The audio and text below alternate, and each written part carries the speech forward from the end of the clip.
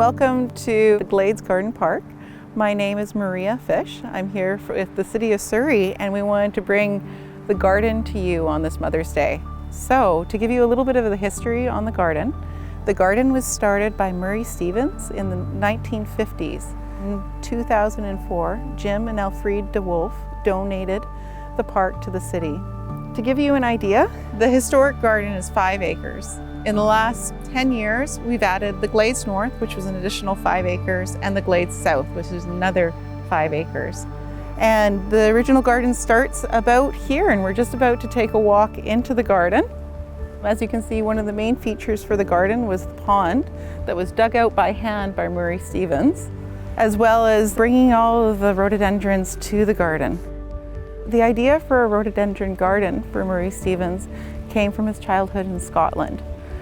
He was out on a class picnic and he happened into a part of the park or Lord's Manor that he'd never been to before, and it was a rhododendron garden in bloom.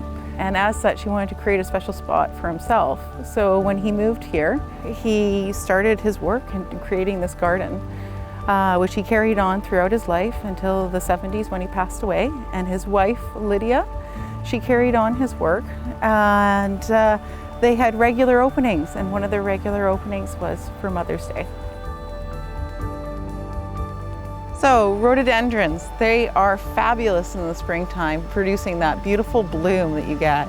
However, one thing that a lot of people don't think about is the foliage and the texture that you get from the plants later on in the year. As you'll see here, this one is passing its bloom, and now it's that texture and layering that you have effect of the different leaves that you're more focused on. For example, this one has more of a matte leaf, and this one's a bit shinier.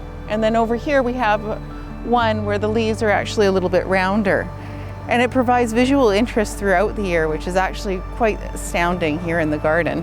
You'll notice here, these rhododendrons are just coming out. They actually fade to white.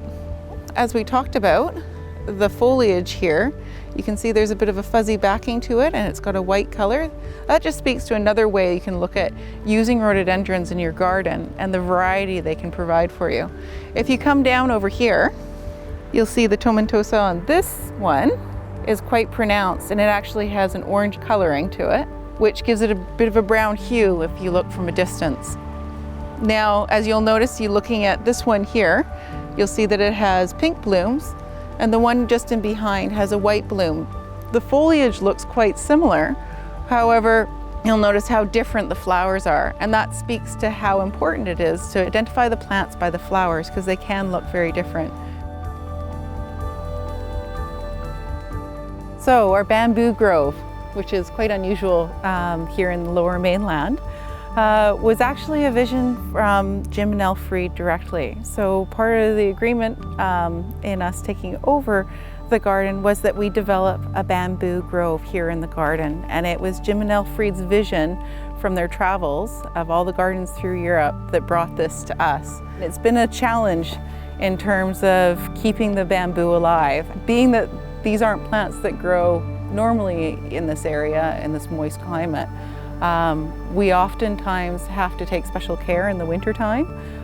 With those really heavy, damp snows, oftentimes we'll lose branches off the canes. And so when it comes to spring and that rejuvenation, we're constantly on the lookout for the shoots. This feature of the garden fits in with all the other statues that you'll see in the garden. However, this is probably one of the most remarkable ones because it was created by hand by Murray Stevens. He had an interest in African history, etc. So he collected all these masks, and out of that he created this totem by hand. There's still some other statues. There's one over in the Moss Garden that is a little pagoda, and it used to be by the front entrance. The bent tree, in First Nations history, they would tie down saplings or young trees to point in the direction of waterways. So over in that direction we have the Little Campbell in the back of the property, and this tree is pointing to the Little Campbell. The wishing well is part of the original garden, although it's changed many times over the years. Some of you that have been back year to year will notice that it's a lot sunnier in this area. We had a tree fail over winter that came down and actually took out some of our older rhodos, which has given us the opportunity to create new spaces and plant new rhododendrons.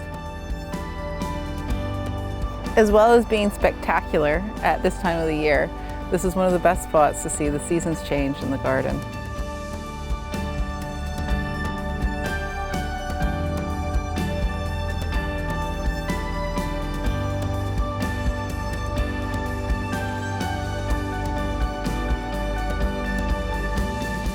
Well, thank you very much for joining us on our tour today.